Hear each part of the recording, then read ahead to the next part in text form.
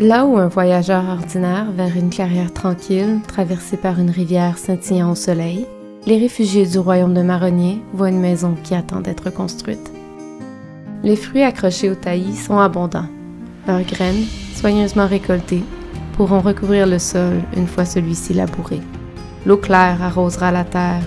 Tous auront de quoi manger une fois les fermes établies. Les grands arbres, omniprésents, serviront à construire des demeures pour chacun, à les tenir au chaud lorsque l'hiver viendra. Déjà, des sites de travail apparaissent près des larges troncs. Quelles merveilles viendront rejoindre ce village bourgeonnant? Un moulin? Une église? Un marché? Une école? Les idées sont nombreuses, mais tous, au sein de cette clairière, voient l'espoir d'une vie meilleure. Salut les nerds! Bienvenue à ce 3e épisode de Cœur Écorce, la série dans laquelle on utilise Savage Worlds et Mythic Game Master Emulator pour créer une saga de jeux de rôle solo. À la fin du dernier épisode, Chardon, Rollon et les réfugiés qui les accompagnent ont été capables de trouver un endroit dans lequel ils peuvent construire leur campement. Et maintenant que ce campement-là est bien établi, ils vont pouvoir l'améliorer. Mais alors que ces travaux-là sont en cours, il va y avoir quelque chose qui va trotter dans la tête de Chardon. Elle va aller retrouver Rollon. Rollon est à ce moment-là en train d'aider des gens à transporter des matériaux avec ses gros bras forts de blaireau. Et après avoir déposé ces matériaux-là à l'endroit désigné, il va s'asseoir au coin d'un arbre, au tronc d'un arbre, parce qu'un arbre ça n'a pas de coin, c'est rond, à l'ombre. Et c'est à ce moment-là que Chardon va l'approcher pour avoir une conversation avec lui. Salut, grand guerrier. Je te dérange pas? Non, pas vraiment. Je me reposais les bras. Je m'appelle Rollon, en passant. Chardon, enchanté. Je voulais te dire merci de m'avoir aidé quand on s'est fait attaquer hier. On fait vraiment une bonne équipe, hein? Ah, de rien. Ça fait partie de mon credo de protéger les autres. On m'avait dit que les priants du Grand Arbre étaient humbles. Mais avec toi, on voit que c'est pas des histoires. Tu sais, je pourrais avoir besoin de quelqu'un comme toi pour mon expédition. Quelle expédition? Même si je suis contente qu'on ait un vrai campement ici, je pense aussi aux gens qui sont partis avec Gauthier il y a 2 jours. Ils sont peut-être en danger, tu penses pas? Je me disais un peu la même chose. Mais je sens pas que je peux faire grand-chose pour les aider, sauf prier pour qu'ils reviennent. Ben, tes prières sont exaucées, parce que je vais aller les chercher. Et je veux que tu viennes avec moi. Hein? Dans la forêt? Mais on sait pas ce qui se trouve là. Justement, moi je sais comment survivre dans les bois. Toi, tu sais comment te mettre dans le chemin des monstres, le temps que je leur tire une flèche dans l'œil. On est invincible. Avec de la chance, on pourrait même apprendre des choses sur ce qui nous a attaqués il y a 2 jours. Mais les gens ici ont besoin de nous aussi, non? Rollon, on est les seuls ici à pouvoir réunir tout le groupe ensemble. Pense-y, on aurait tellement plus de gens pour construire un village. Ça vaut le coup d'essayer, non? C'est vrai. Ces gens-là ont sûrement besoin de nous. D'accord. Je vais t'aider. Génial! Je vais ramasser ce qu'il nous faut et on y va. Nos protagonistes sont donc d'accord, ils doivent retrouver le groupe de Gauthier, et pour ce faire, ils vont quitter le campement. Avant que leur voyage commence, on va passer par quelques petits points mécaniques. Première chose, à la fin de la dernière séance, dans le dernier épisode, j'avais dit que Rollon, en gagnant un niveau, augmentait son dé de force. J'ai décidé de changer ça, je vais augmenter son dé de spirit. Pourquoi? Parce que la caractéristique de spirit, d'esprit, c'est très important pour les personnages qui veulent se prendre des coups. Quand un personnage est sonné et frappé, on veut qu'il fasse un jet de spirit pour se relever. Et je réalise que avec la caractéristique que Rollon avait, c'était un peu une faille dans son archétype. Donc, plutôt que d'augmenter sa force, je vais augmenter son spirit. Chardon, on lui garde le talent qu'on lui a donné à la fin de la séance précédente. Ça va probablement servir bientôt, maintenant qu'il y a un voyage qui commence. Au niveau des objectifs, j'ai enlevé l'objectif qui avait été réussi en trouvant l'endroit où faire le campement. Maintenant, les 2 objectifs de Chardon et Rollon, c'est de 1, découvrir le monstre qu'ils ont trouvé dans la forêt, ou qui les a trouvés plutôt. C'était quoi? Il sort de où? Est-ce qu'il y en a d'autres comme ça? Bref, en apprendre plus. Chardon est extrêmement curieuse, elle veut avoir cette information-là. Et le deuxième objectif, c'est évidemment de retrouver le groupe de Gauthier. C'est la quête qui les amène à quitter leur campement pour s'aventurer dans la forêt. Au niveau des personnages, j'ai enlevé la vieille musaraigne Gleda parce que, bon, elle est avec le campement, elle est en sécurité. Je pense pas qu'elle va les suivre dans leur aventure, donc je crois qu'on peut la mettre de côté en dehors de la liste de personnages récurrents. Mais on va garder plutôt Gauthier parce qu'on va le chercher, les réfugiés parce qu'on va essayer de les retrouver au sein de la forêt. La forêt de cœur écorce parce que la forêt peut receler toutes sortes de surprises, elle a une volonté qui lui est propre, donc c'est possible qu'il y arrive des choses qui surgissent de cette forêt-là. Et les bêtes nues et enragées comme le blaireau que Chardonne et Rollon ont dû tuer la veille, ou il y a 2 jours plutôt, parce qu'il y en a peut-être d'autres dans la forêt comme ça, et si oui, faut qu'on sache quand est-ce qu'on va les rencontrer. Normalement, quand on change de scène, on se demande toujours est-ce qu'on est en contrôle, est-ce qu'on n'est pas en contrôle pour savoir si le facteur de chaos augmente ou baisse. Par contre, je vais mettre une règle maison en application. Quand il y a une scène qui ne contient aucun élément de danger ou de doute ou d'incertitude comme celle qu'on vient de faire, où ils ont tout simplement trouvé un endroit pour construire leur campement, ils ont construit leur campement, Chardonne et Rollon ont eu une petite conversation et ils ont décidé de partir, quand on a une scène comme ça où il se passe entre guillemets rien d'incertain, je ne vais pas augmenter ou baisser le facteur de chaos. Selon moi, le facteur de chaos, il devrait refléter des jets de dés, des éléments d'incertitude, et on n'en a pas eu. Donc, le facteur de chaos va rester à 5 pour notre prochaine scène. La scène attendue, c'est que Chardonne et Rollon prennent leurs affaires, partent vers la vieille route et retrouvent le groupe de Gauthier, ou à tout le moins retrouvent des traces de ce groupe-là. On brasse un des 10 pour voir si c'est la scène qui se produit. Si on obtient en bas de notre facteur de chaos, il va se passer des choses. Donc, est-ce que la scène est interrompue ou altérée? Elle l'est. On a roulé en bas de notre facteur de chaos et c'est un chiffre pair, donc c'est une scène qui est interrompue. Il faut un événement aléatoire. Qu'est-ce qu'on obtient comme événement aléatoire? On a 97. 97, ça dit Current Context. J'ai aucune idée de ce que ça veut dire.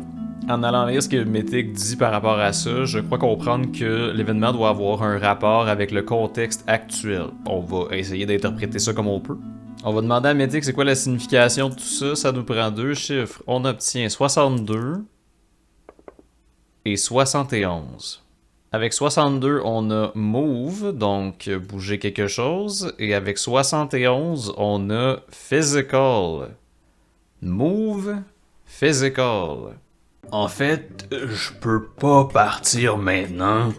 J'ai promis que j'allais traîner les troncs d'arbres que les autres ont coupés jusqu'au campement. Et ça peut pas attendre qu'on soit revenu? Y a pas comme une souris avec des gros biceps qui peut s'en charger? J'ai donné ma parole, ce serait injuste de revenir là-dessus. Pas le choix, quand il faut bouger des billots de bois, il faut bouger des billots de bois, qu'est-ce que tu veux que je te dise? Évidemment, Chardonne veut que ce travail-là se fasse le plus vite possible pour qu'il puisse quitter le campement le plus vite possible, donc elle va utiliser ses immenses bras d'écureuil. D'abord, Chardonne va brasser ses 2 D6 pour voir si elle peut aider Rollon. Et elle a... Wow! Ok, c'est elle qui aurait dû pousser les billots de bois, en fait. Elle a un 6 qui va devenir un 7. Ok, c'est bon, ça va, c'est bon. Ça veut dire qu'elle va lui donner un +1. Et le Rollon, avec son immense dé de force, va prendre... Oups. Rollon va pas laisser cette tâche-là lui échapper entre les doigts. Il va utiliser un béni, certainement. D'ailleurs, les bénis ont été renfloués pour tout le monde. Tout le monde a repris ses bénis. C'est une nouvelle séance de jeu et Rollon vient déjà d'utiliser le tiers de ses ressources pour ça. On rebrasse...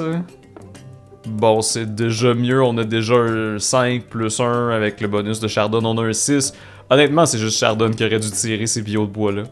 La tâche est éreintante, mais Rollon est un moine, il a travaillé fort dans sa vie, il a fait des tâches ménagères, donc il va prendre le fardeau qu'on lui donne, il va traîner ça d'un bout à l'autre du campement, déposer un morceau de bois, un tronc, après l'autre pour que les gens puissent les utiliser pour construire ce qui va éventuellement devenir une espèce de hall commun, une espèce de mairie ou de hall communal.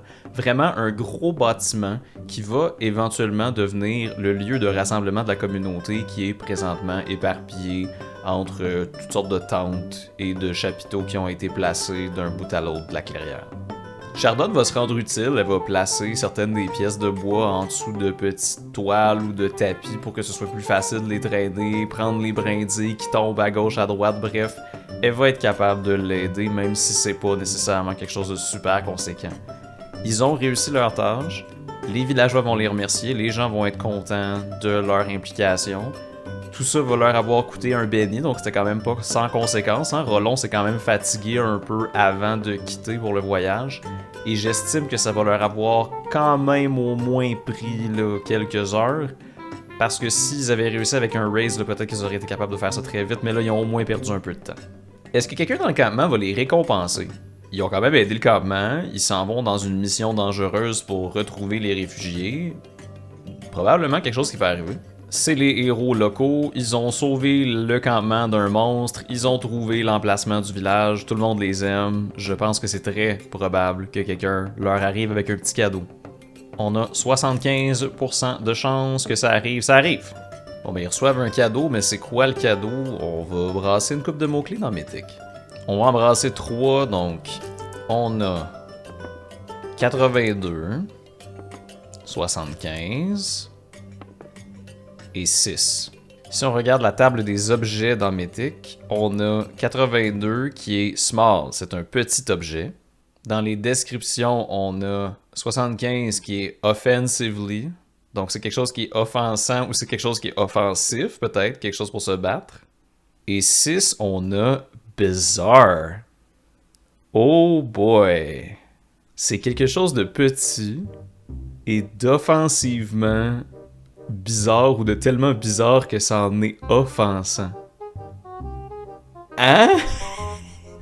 Alors que Rodon et Charlon... Rodon et Charlon, wow! Alors que Chardonne et Rollon se préparent à partir avec leurs bagages sur leur dos et les autres réfugiés qui leur font des petits tatas comme ça, il y a un membre de la foule qui va se séparer du groupe. Ce membre, c'est Grodon Gloomsey, un rat au pelage noir avec des taches de différentes couleurs un peu partout sur le corps et de très longues moustaches d'un âge relativement avancé, reconnu à travers le campement pour ses talents culinaires inusités. Est-ce que vous avez pris vos rations? Chardon et Rollon vont faire oui de la tête, ils ont pris des provisions pour le voyage, mais ça ne va pas décourager Grodon qui va s'avancer et leur dire « J'ai un petit cadeau supplémentaire pour des bons travailleurs! » Et il va sortir quelque chose qu'il a concocté dans sa cuisine. Quand les gens sont arrivés dans la clairière, hein, ils ont commencé à s'emparer là, des baies qui poussaient dans les buissons avoisinants et Grodon Gloomsey, en bon rat de cuisine expérimentale, est allé chercher la baie la plus vieille, la plus ratatinée, celle qui était vraiment là, dans le pire état possible. Il l'a pris et il l'a fait mariner dans une espèce de mixture dont il a seul le secret. Et il va leur donner ça, une espèce de petit pot de rien du tout, là, de la taille d'un pot de confiture, dans lequel baigne cette baie-là. Devant la confusion de Chardon et Rollon, il va continuer de leur expliquer. Ce processus de fermentation est particulièrement complexe et donne des résultats optimaux lorsqu'on le prolonge sur des années, voire des décennies, mais puisque votre voyage est relativement court et qu'il faut commencer tout de suite à expérimenter avec ce qu'on a sous la main dans cette forêt, je me suis dit que vous pourriez probablement le déguster dans les prochains jours. Cependant, plus vous attendez, plus le résultat sera délicieux. C'est Rollon qui va le prendre parce qu'il se sent beaucoup trop mal pour refuser un cadeau. Il va déposer le petit pot dans son sac et il va dire « Merci beaucoup. C'est mon repas préféré. » Et Chardon et lui vont faire des signes malaisants de remerciement avant de quitter, en se demandant s'ils ont été récompensés pour avoir aidé le village ou s'ils sont devenus des cobayes. C'est vraiment quand on rajoute des choses comme vieille baie ratatinée marinée dans un pot maçon, dans une fiche de personnage, qu'on se rappelle pourquoi on aime autant ça faire des jeux de rôle sur table. Nos protagonistes quittent le campement, s'en vont dans la forêt et vont retrouver la vieille route. Du moins, c'est la scène attendue. On va baisser notre facteur de chaos à 4 parce qu'ils étaient en contrôle, ils ont aidé le campement, Grodon Gloomsey les a récompensés avec un truc bizarre, et on va voir maintenant si la scène attendue se produit ou pas. Est-ce qu'on obtient 4 ou moins? Bon, ça va. La scène attendue se produit. Ils partent en voyage. Ils vont traverser la forêt et ils vont aller retrouver la vieille route. Je suis très content qu'ils partent en voyage parce que de un, il faut bien qu'ils quittent ce foutu campement-là un jour, et de deux, je peux vous montrer cette magnifique carte que j'ai faite avec un logiciel qui se nomme Wonderdraft. Vous voyez ici, sur la case avec l'espèce de petite étoile, le campement qu'ils viennent de quitter. Leur but étant de retrouver le groupe de Gauthier qu'ils ont abandonné à peu près dans ce coin-là. Chardon et Rollon vont vouloir aller vers le sud pour retrouver la route. Et ensuite de ça, ils vont vouloir poursuivre leur chemin vers le nord-est. Pour chaque case de voyage, on va estimer que c'est à peu près 4 heures de trajet qui se déroule. La façon dont ça fonctionne, c'est que à chaque case qui va être parcourue, on va voir si les personnages rencontrent quelque chose. Parce que Chardon a choisi le talent Explorer à la dernière séance, elle peut brasser un jet de survie à chaque fois qu'il y a une case qui est parcourue. Et si elle réussit son jet de survie, elle va pouvoir piger plus de cartes. On va voir ce que ça fait plus tard. Elle a un 6, donc elle va réussir. Chardon a réussi son jet, elle va pouvoir piger 2 cartes et choisir sa préférée. Les cartes ne font absolument rien, sauf si c'est un valet, une reine, un roi, un as ou un joker. Donc tout ce qui est en dessous d'un valet ne fait absolument rien. Et si on obtient une des cartes que j'ai nommées, le symbole sur la carte va déterminer ce qui se produit. On va piger 2 cartes, parce que Chardon a réussi son jet et elle peut choisir la carte qu'elle préfère. Ces 2 cartes-là ne font rien du tout, donc on les remet dans le paquet. Je réalise que c'était pas très logique de les faire revenir sur leur pas quand ils savent très bien que le groupe de Gauthier était pas là où ils étaient il y a pas si longtemps. Donc plutôt que de les faire aller dans cette case-là qui est déjà explorée, on va assumer que Chardon et Rollon partent de leur campement et qu'ils se dirigent vers cette case-là. J'ai envie de demander à Mythic s'il y a quelque chose de particulièrement impressionnant qui se trouve dans cette case-là. Est-ce qu'il y a, je sais pas, une montagne ou un truc qui ressort vraiment du décor? On va dire que c'est 50-50. On est à Chaos Factor 4, donc on a 35% de chance que ça arrive. On brasse et ça n'arrive pas. Juste pour vous donner un petit aperçu de la façon dont j'ai construit cette case-là, parce qu'elle n'était pas explorée avant il y a quelques minutes, je savais même pas qu'est-ce qu'il y avait dedans, j'ai posé des questions au Mythic Game Master Emulator à la Fate Chart, donc j'ai demandé des choses comme est-ce que le chemin continue tout droit ou est-ce qu'éventuellement il y a une courbe? Est-ce que la rivière continue ou est-ce qu'elle s'arrête dans cette case-là? Etc. Bref, j'ai juste continué à poser des questions à l'émulateur pour avoir une idée de qu'est-ce qu'on retrouvait dans cette case. La rivière continue, le chemin effectue une courbe vers le sud-est, et je vais évidemment rajouter des arbres, des buissons, des trucs comme ça, parce qu'on est encore dans la forêt de Cœur Écorce, qui est une forêt très ancienne, touffue, etc. Et grâce à la magie du montage vidéo, tous ces éléments sont maintenant disponibles sur la carte. Après avoir retrouvé la vieille route qu'ils avaient quittée il y a quelques jours, Chardon et Rollon vont s'arrêter, et Chardon va prendre le temps d'observer la piste de terre battue pour retrouver les traces des gens qui veulent suivre. Je ne lui ferai même pas faire de jet de survie pour cette tâche-là. Les gens qui suivent sont au moins une trentaine, ils ont des brouettes, des petits chariots avec eux, ils sont nombreux, donc ils vont avoir laissé des traces qui sont assez visibles. Il n'y a pas eu de pluie torrentielle depuis leur départ, donc il n'y a pas de raison pour laquelle Chardon ne serait pas capable de suivre ces traces-là. Une question qui est valide par contre, c'est est-ce que le groupe de Gauthier se trouve dans les parages ou est-ce qu'il se serait arrêté pour quelque raison que ce soit sur cette case-là, ou est-ce qu'il a tout simplement continué son chemin là, en poursuivant leur voyage toujours et encore, quitte à épuiser les marcheurs? On va demander à Mythic. J'ai décidé qu'il y avait très peu de chance, et là, puisqu'on est à facteur de chaos 4, on a 15% de chance, mais ça vaut la peine de demander. Des fois, on pourrait être surpris. Est-ce qu'ils se sont arrêtés là? Ils se sont pas arrêtés là. Ils ont continué. Gauthier leur a dit « Vous continuez, bande d'incapables! » Et ils ont fait ce que Gauthier voulait. Bon, il est manipulateur, il aurait probablement pas dit « Bande d'incapables! » Il aurait probablement dit « Si vous continuez pas, on va tous mourir! Ah! » Et tout le monde a décidé de l'écouter. Chardon et Rollon vont donc avancer vers une nouvelle case, et on va faire le jet de survie de Chardon qui va réussir. Un 7 et une reine de carreau. Selon les règles de voyage de Savage Worlds, une carte de carreau c'est un trésor, donc Chardon va certainement prendre cette carte-là. Et on va voir qu'est-ce qu'elle découvre. On va déterminer la nature du trésor en brassant des mots-clés pour Mythic. On a 3 et 26. Avec 3, on a Anxiously, donc anxieusement. Et avec 26, on a Extraordinaire. Anxieusement extraordinaire. S'il y a une chose à laquelle la plupart des maîtres de jeu qui ont trop joué à Donjon Dragon pensent lorsqu'il est question de déterminer des trésors, c'est toujours est-ce que c'est un objet magique ou pas. Et quand je roule un mot comme extraordinaire, je crois que la seule réponse appropriée serait oui. Là, parce que j'ai roulé anxieusement, par contre, je me dis que ce serait peut-être un objet qui a des particularités inquiétantes. Donc, on va demander à Mythic, c'est quel genre d'objet? 92.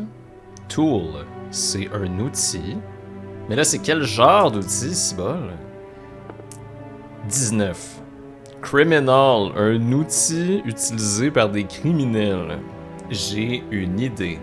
Et c'est une expression que je vais prendre de façon très littérale, mais je l'aime et vous êtes pognés avec moi. Chardon et Rollon avancent sur la vieille route, et éventuellement le chemin tourne vers le sud-est, en longeant la rivière qui se trouve à leur gauche. Chardon va repérer au loin, dans le creux du chemin, là où ça passe du chemin à la rivière, quelque chose qui a l'air de s'être fait abandonner entre la route et l'eau. Vraiment, là, dans le petit espace, le petit ravin qui descend vers l'eau, il y a comme quelque chose qui attire son attention. Elle va faire signe à Rollon de rester derrière et elle va s'avancer en grimpant assez aisément jusqu'en bas de la rivière. Et elle va trouver une espèce de petit chariot qui a été renversé il y a on sait pas combien de temps. Ça semble être très vieux. Si ça se trouve, c'est là depuis des années. Et le possesseur de ce chariot-là est peut-être même plus de ce monde. Et elle va remarquer qu'il y a 2 choses qui sont cachées sous le chariot. Lorsqu'elle va en soulever le bois, la poignée du chariot va pratiquement lui casser dans la patte, mais elle va être capable d'en écarter un morceau. Et elle va trouver un coffret qui a été ouvert. Lorsqu'elle va l'examiner, elle va réaliser qu'il est vide. Mais elle va réaliser qu'à côté du coffret, il y a une petite clé par terre. À peu près grosse comme peut-être un doigt. Et ce qui rend cette équivalence-là encore plus importante, c'est que la clé a l'air d'avoir la même couleur et la même consistance, la même texture que l'ivoire d'un os. Chaque morceau de cette clé, de l'espèce de tige qui en forme la partie principale jusqu'aux petites dents au bout, et l'espèce d'anneau là, qui permet de l'accrocher à un trousseau, tout ça va avoir l'air d'un assemblage d'ossements qui ont été comme fusionnés ensemble par une force inconnue. L'objet est assez dérangeant en lui-même, mais ça arrêtera pas Chardon. Elle est extrêmement curieuse, c'est pas mal son défaut fatal, et quand elle va trouver ça, son cerveau va immédiatement lui dire « Hey, ramasse-la! C'est quoi le pire qui pourrait arriver? » Chardon va soigneusement approcher ses petits doigts de la clé, elle va la prendre, et il va rien se passer. Ben non, je brasse même pas sur la fate chart parce que je sais qu'est-ce que cet objet-là fait. Mais je ne vais pas vous le dire. Pas avant qu'on s'en serve, en tout cas, si jamais ça arrive. Chardon est maintenant détentrice de cet objet et elle va revenir vers Rollon. Hey, j'ai trouvé quelque chose! Ah, qu'est-ce que c'est? Je sais pas. Mais c'est à moi maintenant. On arrive dans une nouvelle case et on va demander à Mythic s'il y a un élément du terrain qui attire l'attention de Chardon et Rollon ou si c'est juste encore de la forêt copy-paste partout. J'ai décidé que c'était probable parce que ça fait un bout qu'on n'a pas croisé d'éléments extrêmement déconcertants dans le décor. On a 50% de chance que ça arrive, avec un 9 ça arrive. C'est même un oui extrême en fait en bas de 10. Il y a une table qui s'appelle Forest Descriptors pour des éléments de forêt. Et là, parce qu'on a roulé un oui extrême, ça va être un élément vraiment très très visible. On a un 2. Et sur un 2, on a aggressive. Donc, il y a un élément du décor qui serait agressif. Est-ce que c'est la forêt qui a commencé à pousser agressivement dans cette région-là? Avec un 50-50, on a 35% de chance que ça arrive. Et on a un oui extrême encore. Puisqu'on a roulé 2 oui extrêmes de suite, il n'est pas question que le petit chemin de terre battue ne se fasse pas massacrer par le règne végétal. Donc, quand Chardonne et Rollon vont arriver dans cette région, après une journée de voyage à pied, ils vont constater que la vieille route s'arrête là où la forêt de Cœur-Écorce amplifie son emprise. Il y a tellement d'arbres et de végétation que même pour quelqu'un d'expérimenté comme Chardonne, ce serait difficile de progresser de façon sécuritaire. C'est une mauvaise nouvelle pour quelqu'un qui voudrait continuer vers l'avant, mais c'est une bonne nouvelle pour Chardonne et Rollon parce que ça implique que Gauthier est arrivé là avant eux, et Gauthier se serait peut-être laissé arrêter par un obstacle comme celui-là. J'ai 2 questions pour Mythic. La première question, c'est: est-ce que quand Gauthier et les réfugiés sont arrivés devant cette espèce de mur de verdure-là, est-ce que leur solution, leur réflexe, ça a été de s'arrêter et d'établir un campement à cet endroit-là, même un campement temporaire? Est-ce qu'ils se sont arrêtés là en attendant de trouver une solution? Je pense que c'est probable. Gauthier est pas suicidaire. Il veut son propre bien, il veut sa propre sécurité d'abord et avant tout. Et il a besoin des autres réfugiés pour rester en sécurité. Donc je crois qu'il se serait probablement tenu un peu en retrait de cette espèce de portion sauvage-là de la forêt et qu'il aurait établi un campement pas très loin de là. Même j'ai dit que c'était probable, je pense que ça serait très probable. Gauthier veut sa sécurité. Donc on a 65% de chance que ça soit vrai. On brasse le dé. Est-ce que Gauthier a fait cela? 67, il n'a pas fait ça, mais quel tarlat! Il ne cesse de m'impressionner. T'étais à 2%, man. 2% de prendre une bonne décision pour une fois dans ta vie. Dans ce cas-là, qu'est-ce que notre souris, leader, imbécile préféré a décidé de faire? On veut 2 mots-clés pour des actions. On a 69, nice. Et on a 28. 69, c'est proceed. Et 28, c'est expectation. Non. Non. Non, non, non. Non. Non, c'est ça, il peut juste avoir une seule interprétation à ça. Oh mon dieu, oh my god. Je vais faire planer le mystère encore un petit peu. Tout ce que je vais dire, c'est que je vais poser une question à Mythic et je vais dire que c'est presque certain. Il y a 75% de chances que ce que je crois se passe. C'est arrivé. Ok. C'est bon. Quand Chardonne et Rollon vont arriver dans cette région extrêmement dense en végétation, la nuit va avoir commencé à tomber. Le soleil va se coucher à peu près au moment où ils arrivent à cet endroit-là. Et heureusement, dans l'obscurité, ils vont être capables d'apercevoir au loin un feu qui brille au loin dans la forêt. Lorsqu'ils vont s'approcher de ce feu-là, ils vont réaliser qu'ils ont retrouvé le groupe de réfugiés qu'ils cherchaient. Vous savez que ce sera pas si facile que ça, hein? Autour du feu, les réfugiés ont monté leur tente, déposé leurs choses, ils se sont installés là pour se reposer parce qu'ils ont passé une journée entière à faire de la marche forcée et ils sont épuisés. Et quand Chardonne et Rollon vont sortir de la forêt pour aller à leur rencontre, honnêtement, la réaction va probablement être très positive. Ces gens-là s'attendaient peut-être à ne plus jamais les revoir. Ils se sentaient probablement très mal de les laisser derrière. Donc, les gens vont tout de suite se lever de leur siège. Ils étaient en train de manger des provisions ou quoi que ce soit. Ils vont se lever pour les accueillir et leur demander qu'est-ce qui se passe, d'où est-ce qu'ils viennent, etc. Nos voyageurs vont leur expliquer qu'ils ont traversé la forêt pour venir les chercher et pour les ramener à leur nouveau campement qui est dans un endroit qui est sécuritaire, qui est rempli de ressources, qui est déjà en train d'être aménagé de façon très très efficace.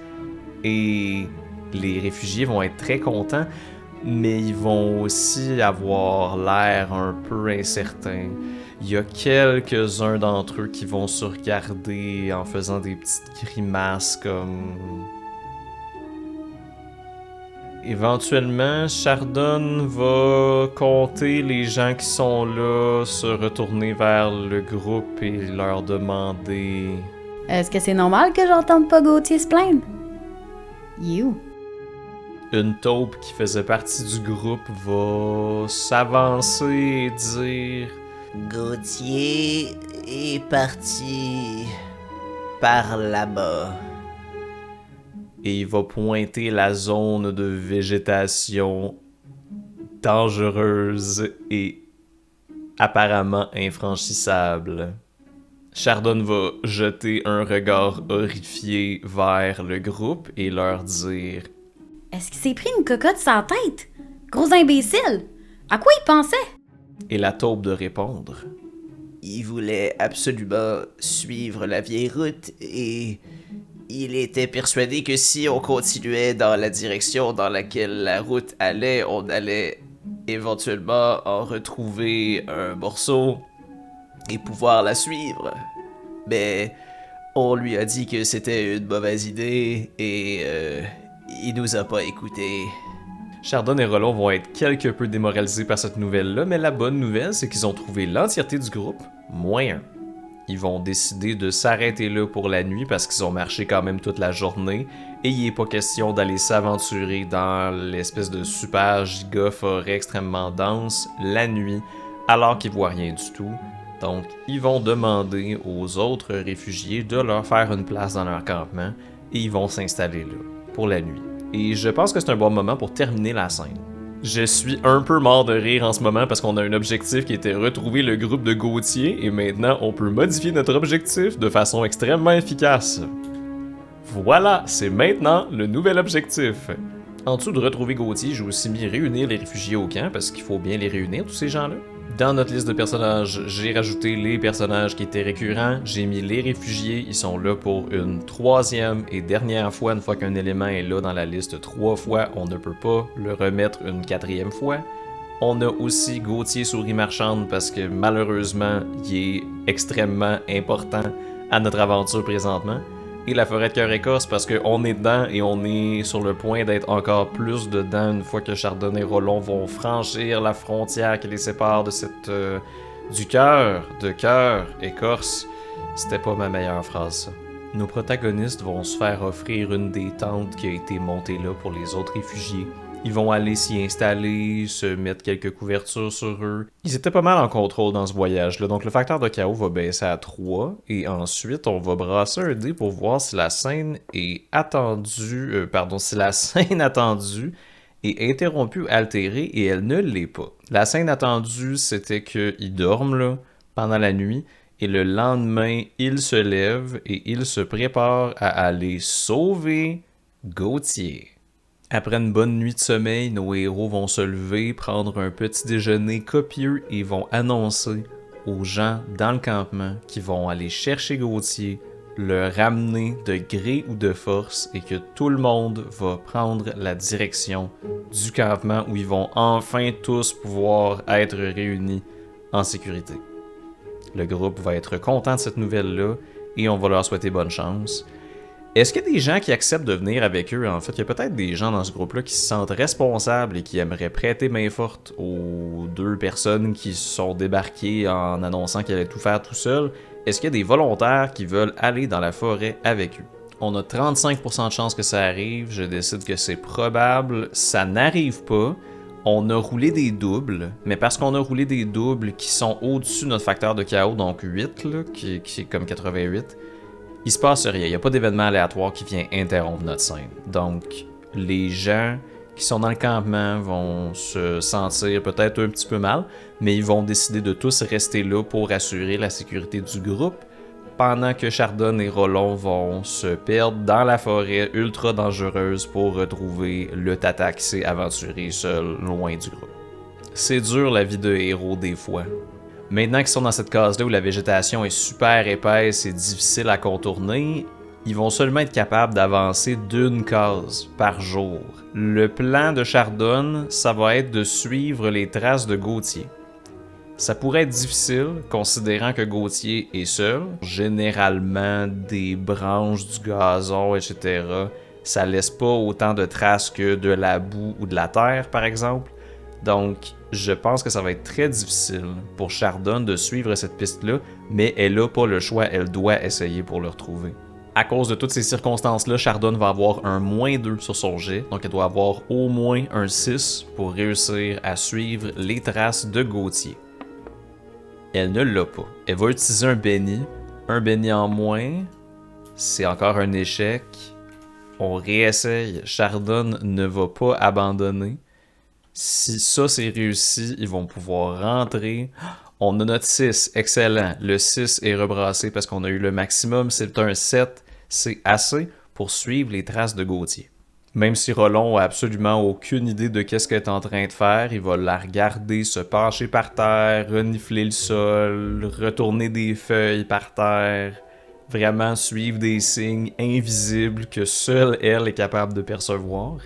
Et éventuellement, elle va pointer une direction et partir dans cette direction-là avec Rollon à sa suite qui essaye là, autant qu'il peut d'enjamber les buissons, les lianes, peut-être pas les lianes, en tout cas on n'est pas dans la jungle amazonienne, mais bref, les branches, les buissons, les tas de feuilles, les arbres, toutes les plantes qui peuvent s'empêtrer dans sa toge et il va essayer de la suivre même si c'est vraiment pas sa journée. Est-ce que Gauthier se trouve dans cette case-là?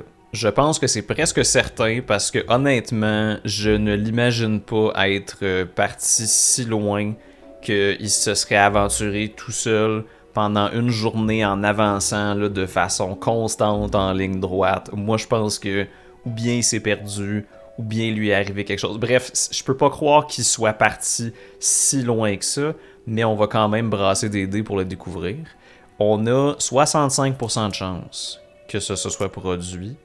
Et on a un 10. C'est-tu un oui extrême? Oui, un 13, c'est un oui extrême. Donc, Gauthier, non seulement n'est pas parti excessivement loin, mais en plus, il est probablement beaucoup plus proche qu'on s'y attendait. Si ça se trouve, Chardonne et Rollon auront même pas à parcourir 1 heure avant de le trouver. Mais si Gauthier est pas revenu alors qu'il est si proche du campement, ça veut dire qu'il lui est probablement arrivé quelque chose. 88. Et 66. Support. Pain. Supporter la douleur. Quand Chardonne va trouver Gauthier, c'est parce qu'elle va entendre un cri qui va pousser au loin. En fait, c'est même pas un cri, c'est plus comme un gémissement. Le bruit de quelqu'un qui endure une douleur constante depuis très longtemps et qui a plus la force de hurler pour qu'on vienne l'aider. C'est vraiment un cri de douleur prolongé qui a épuisé la personne qui le pousse. Chardonne va quand même être capable de l'entendre avec ses oreilles particulièrement affûtées et elle va s'approcher de la direction du bruit en faisant signe à Rollon de la suivre le plus vite possible. Et lorsqu'elle va apercevoir Gauthier, elle va s'arrêter devant une portion de la végétation qui est tellement dense qu'elle n'arrive presque pas à voir Gauthier au travers, mais elle finit par le voir. Avec la petite plume de son chapeau qui dépasse tout juste des herbes dans lesquelles il a l'air d'être pris, et Gauthier semble enfermé dans une sorte de prison de ronces et de branches qui ont l'air de l'avoir comme attrapé. Il y a des plantes autour de lui qui se sont tendues pour lui agripper, vraiment venir se planter dans sa peau, dans son pelage. Et il est pris comme ça, là, comme un pantin au bout de ses cordes, incapable de bouger. Et ces plantes-là semblent le retenir contre son gré, comme si elles étaient animées d'une force ou d'une puissance qui dépasse largement celle de Gauthier. Et quand il va voir et entendre Chardonne arriver, il va tourner son regard vers elle et il va pousser là, une plainte. Là. Venez m'aider! Sortez! S'il vous plaît! Sortez-moi de là! Comme si elles entendaient sa voix et elles ressentaient les mouvements de son corps, les plantes autour de lui vont se mettre à siffler, à se frotter les unes contre les autres comme un serpent qui est en train de se rouler autour de lui-même pour se préparer à plonger vers sa proie. Et Chardonne va comprendre à ce moment-là qu'elle n'a que quelques instants pour tenter de sauver Gauthier et de le sortir de là avant que le piège ne se referme et le tue. Est-ce qu'elle va être capable de le sauver? Ben vous allez le savoir dans le prochain épisode, vous l'avez vu venir, hein? Vous l'avez vu venir, vous saviez que ça s'en venait. Ben oui, l'épisode doit se terminer éventuellement, mais on va se revoir bientôt pour la suite de Cœur Écorce. Je vous remercie d'avoir regardé cette vidéo. Si vous voulez laisser un like, un commentaire, partagez ça à vos amis, votre famille, votre chien, votre chat, votre mulot de compagnie, peu importe. Faites-le, ça me ferait grand plaisir. Je vous remercie encore une fois et je vous dis à très bientôt.